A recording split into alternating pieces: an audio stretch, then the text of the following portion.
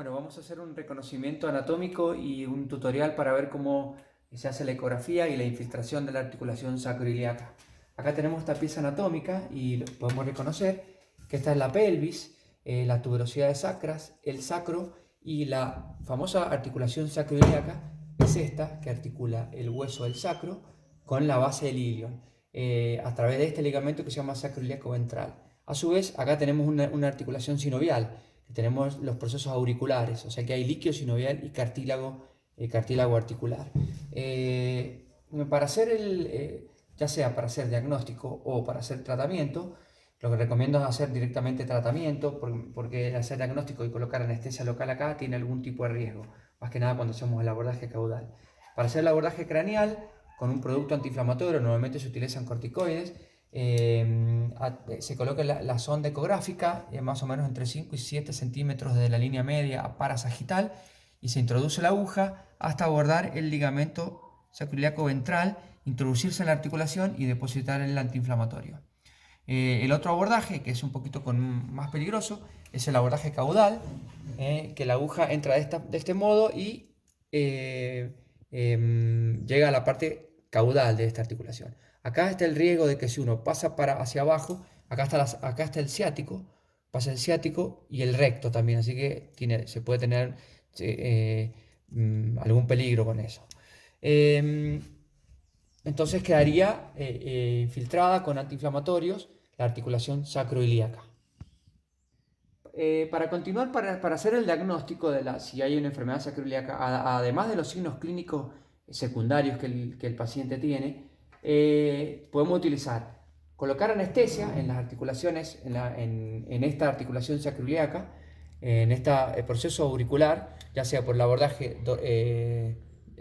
craneal o por el abordaje caudal, pero también podemos tener imágenes. A las imágenes lo que tenemos que hacer es hacer un vía tacto rectal, se coloca un vector rectal y el traductor se apoya y se puede ver esta línea con el traductor. Si tuviera proliferación ósea, podemos inferir de que hay una inestabilidad y la articulación produjo una enfermedad degenerativa articular, entonces ahí haríamos un diagnóstico de certeza de la afección de la articulación sacroiliaca.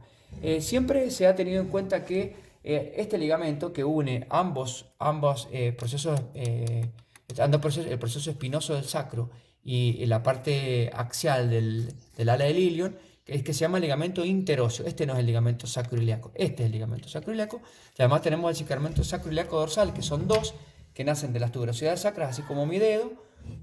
Y este sería el ligamento sacroiliaco dorsal, mis dos dedos, la parte funicular. Y después tenemos una parte laminar que va desde ese mismo lugar, de las apófisis espinosas del sacro, a la tuberosidad, al proceso transverso del sacro, haría esta forma. Así sería el ligamento sacroiliaco dorsal, la parte laminar. Para continuarse después con el sacro ciático acá, ya que tenemos el foramen ciático anterior y acá el foramen ciático posterior. Listo. A través de un examen transrectal podemos observar varias estructuras. El sacro principalmente a través del promontorio. El promontorio nos guía para ir a la articulación sacroiliaca. Nosotros podemos ver con la ecografía remodelación en este sector, proliferación ósea. Podemos ver si hay algún tipo de fractura en el cuello del ilion. Acá se puede ver la inserción del psoas. El psoas menor tiene una inserción. Acá en esta pieza anatómica ha quedado el ligamento. Bueno, esto no se puede ver, pero este sector acá es la inserción del recto femoral, que forma parte del cuádriceps femoral y el que interfiere que puede producir algún tipo de fractura acetabular cuando tenemos enganche rotuliano. Para hacer el examen de la pelvis, lo que se recomienda es empezar con una sonda convexa de buena penetración con baja frecuencia, 3 a 5 MHz. Se coloca de forma transversal y lo que vamos a evaluar es primero la tuberosidad sacra, después el ala del ilion, y se puede continuar por el ala del ilion hasta la tuberosidad coxal. Sabiendo que allá hay un pequeño límite que diferencia el glúteo medio con el glúteo accesorio, y ahí ese pequeño tabique puede confundirnos que hayan fracturas por estrés. Después se puede observar para hacer el abordaje con anestesia o con antiinflamatorios la sacroiliaca el abordaje craneal y el abordaje caudal. Después se puede observar diferentes sectores del ala del ilion para después trasladarnos al cuerpo y al cuello del ilion, una zona de mucho asiento de fracturas. Uno puede observarlas con el traductor. Acá el traductor se coloca ya en forma longitudinal o transversal. Longitudinal uno va a ver la solución de continuidad de una fractura, para finalmente llegar a la articulación a la articulación coxofemoral, donde se va a ver este borde y acá la cabeza femoral, que tiene el trocánter mayor atrás, donde inserta el glúteo medio. Son las estructuras básicas para analizar con el ecógrafo las lesiones de la pelvis. Ahora les voy a mostrar en esta pieza anatómica cuáles son los orígenes de los tendones de los glúteos. Principalmente acá en el fémur, en el trocánter mayor del fémur, esto es lo que se llama el ápex.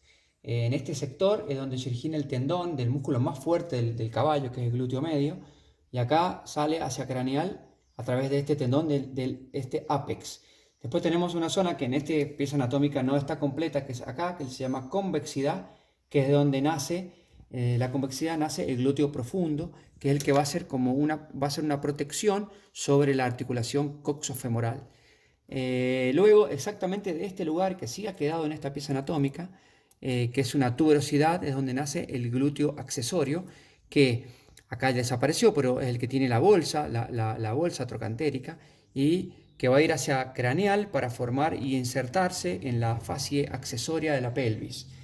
Finalmente, y tercero, a través del tercer trocánter, es donde se origina el glúteo superficial, el cual se describen algún tipo de fracturas en caballos, principalmente caballos deportivos, donde podemos hacer abordaje con el ecógrafo de forma transversal o forma longitudinal.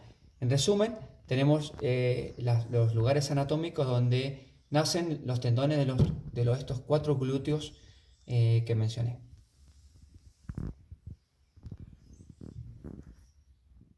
Ahora una pequeña descripción anatómica del distal del fémur. Como ven acá se ven las dos trócleas, la tróclea medial mucho más prominente donde engancha el ligamento parapatelar medial. Luego se continúa con los cóndilos que son los que tienen contacto con la tibia. Acá está la conexión de un infundíbulo donde se conecta la articulación fémoro-rotuliana con la fémoro-tibial medial, no así por lateral. Las estructuras por medial, principalmente acá, tenemos un receso, que es el receso femorotibial medial, y aquí la inserción del ligamento colateral, y también en relación con la inserción del semimembranoso.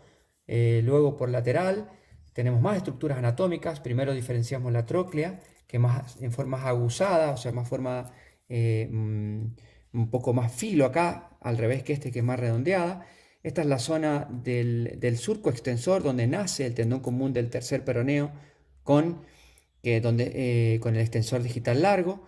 Acá tenemos dos estructuras por lateral. De acá es el nacimiento del tendón popliteo y acá el nacimiento del ligamento colateral lateral. Finalmente, la fosa supracondilar, donde nace principalmente el flexor digital superficial, y la cabeza lateral del gastrocnemio. Y la cabeza medial va a salir del mismo lugar, pero por medial. Me está solamente faltando la rótula, que iría en este sector.